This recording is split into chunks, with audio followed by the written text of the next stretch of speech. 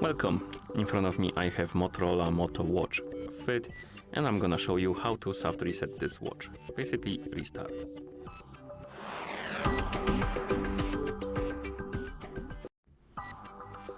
First we need to wake up the screen on our watch, and you can do it by pressing the side button. After you wake up the screen, press the side button again to open the menu. Now scroll through the menu and look for the settings icon, and once you find it, tap on it to enter the settings.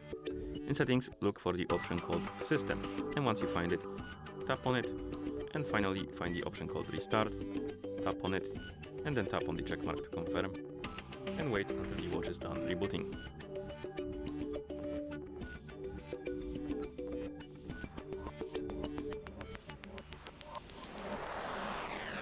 As you can see, we're back in the system, and that's how you soft reset this watch.